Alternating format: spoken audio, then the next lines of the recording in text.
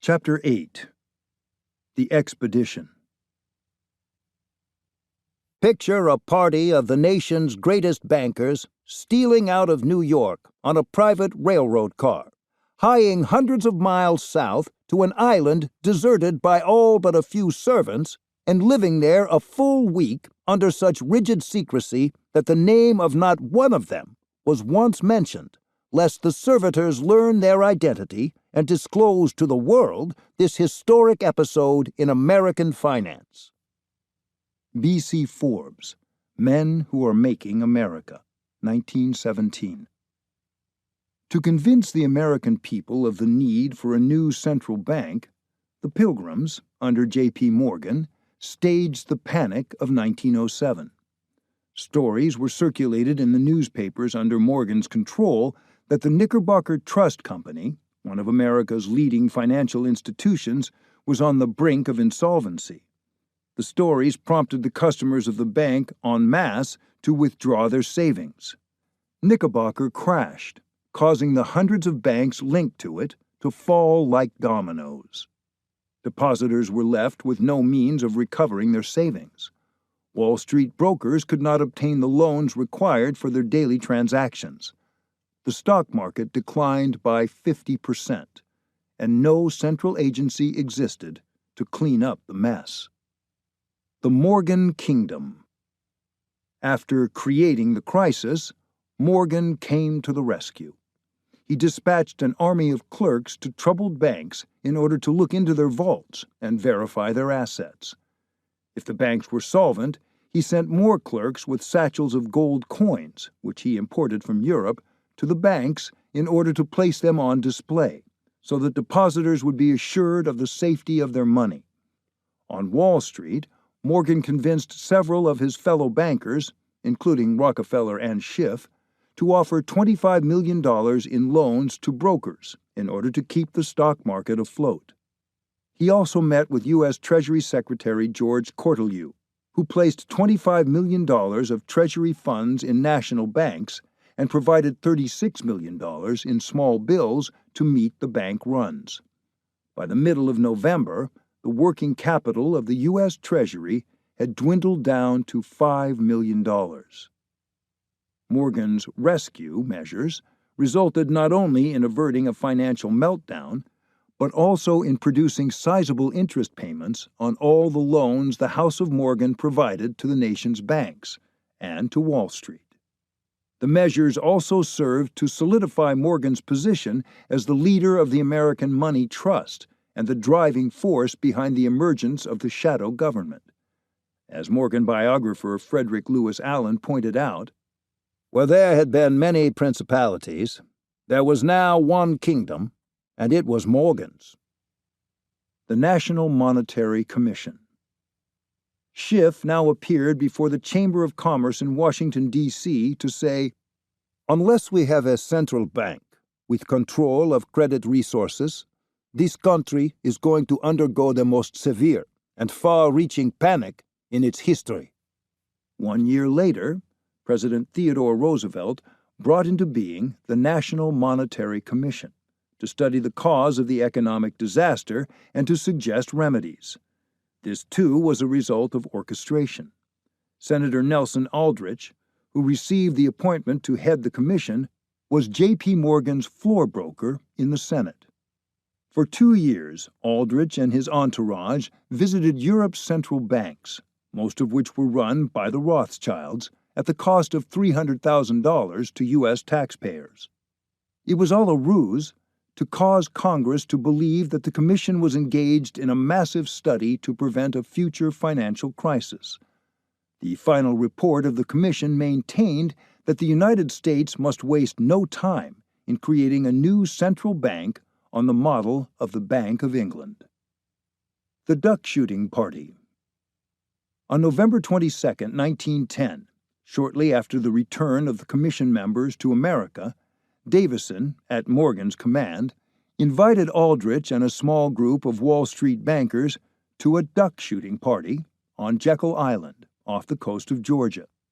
The group included Frank A. Vanderlip, president of the National City Bank of New York, a Rockefeller firm in which Morgan was a principal shareholder; Abraham Platt Andrew, Assistant Secretary of the Treasury; Benjamin Strong, President of J.P. Morgan's Bankers Trust Company; and Paul Warburg. Many of these men were founding fathers of the Pilgrim Society, and, in addition to their ties to Morgan, were also allied with John D. Rockefeller. Vanderlip, as noted, was the president of the National City Bank of New York, which oversaw the interests of Standard Oil.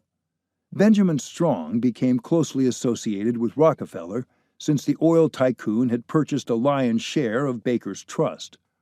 Paul Warburg was a partner in Kuhn, Loeb and Company, along with Jacob Schiff, his brother-in-law, and John D. Rockefeller's financial advisor. Henry Davison, as Morgan's partner, was instrumental in acquiring Rockefeller's iron ore and steamship properties for U.S. Steel. Nelson Aldrich's daughter, Abby, was married to John D. Rockefeller, Jr.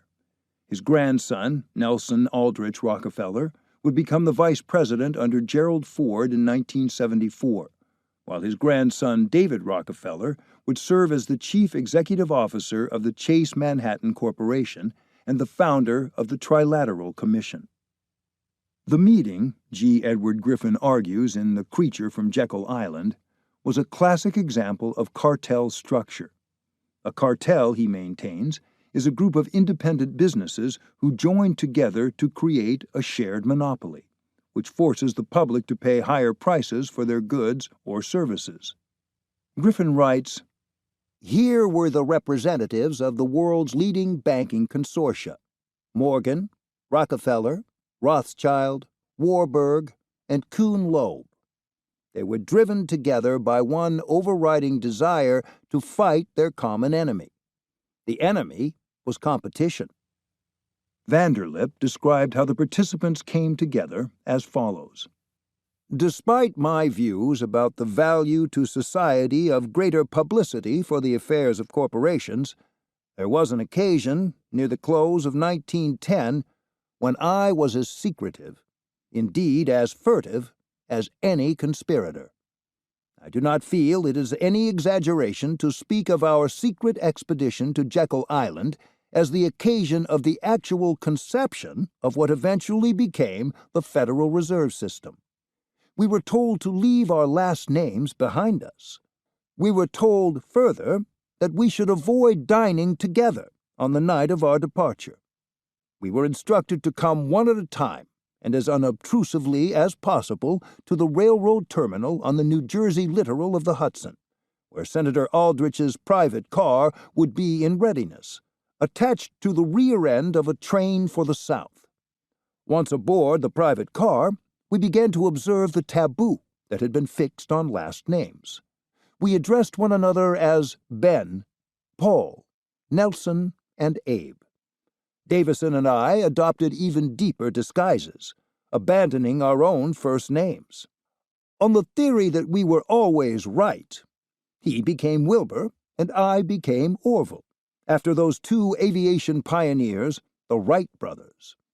Discovery, we knew, simply must not happen, or else all our time and effort would be wasted. The purpose of the party. The gathering was to serve the following purposes. 1. To ensure that the money trust would gain complete control over the nation's financial resources. 2. To make the money supply elastic in order to reverse the trend of private capital formation and to recapture the industrial loan market. 3. To pool the resources of the nation's banks into one reserve that would serve to protect a few of them from currency drains and bank runs. And 4. To shift inevitable financial losses from the money trust to the U.S. taxpayers.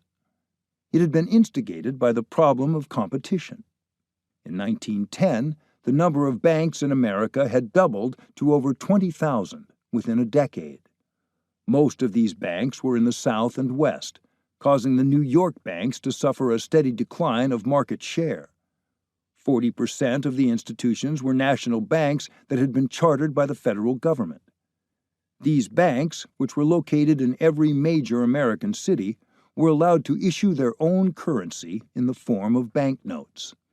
This ability served as a safeguard to financial independence, since it prevented a single centralized agency from gaining control of the nation's economy. The Warburg Warning.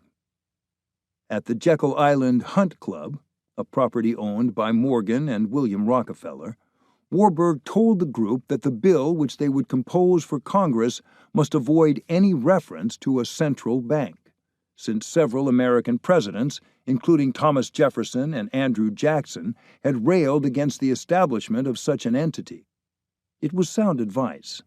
In 1910, America was the only major economic power without a central bank. Throughout its history, the country had deep suspicion against the very idea of central banking. East Coast bankers with ties to the House of Rothschild pressed the case for centralizing control over the nation's monetary system in a single overarching bank. Their efforts met with resistance from average citizens, who maintained, in the spirit of Jackson, that granting such power to one institution was blatantly un-American. The commoners had prevailed for 77 years. An economic coup d'etat. Warburg further advised the group that legislation for a central bank must create an illusion that control of the system would reside with the government, since the chairman of the Federal Reserve in Washington, D.C. would be appointed by the president and would remain answerable to Congress. For further camouflage, Warburg insisted that the legislation must be presented as a regional system, with the 15 branches responsible for overseeing the financial conditions within their jurisdiction. Such measures were necessary since the cabal of millionaires at Jekyll Island were plotting the greatest financial and political coup d'etat in American history, the usurpation of Congress's authority, as provided in the Constitution, to create and control the country's money supply. The final report. After spending 10 days on the island, the final draft for the new banking system was written by Vanderlip from Warburg's notes. Aldrich, upon returning to Washington, inserted the draft within the pages of the report, a work of 23 volumes replete with copious analytical data, which was being prepared for Congress by the National Monetary Commission. In 1911, when asked by his fellow Republicans to prepare a bill for financial and monetary reform, Aldrich merely plucked the draft from the voluminous report and presented it to Congress as though it was the legislation that sprang from 3 years of travel, study, and work by diligent members of the Commission, and not the product of a clandestine meeting on Jekyll Island.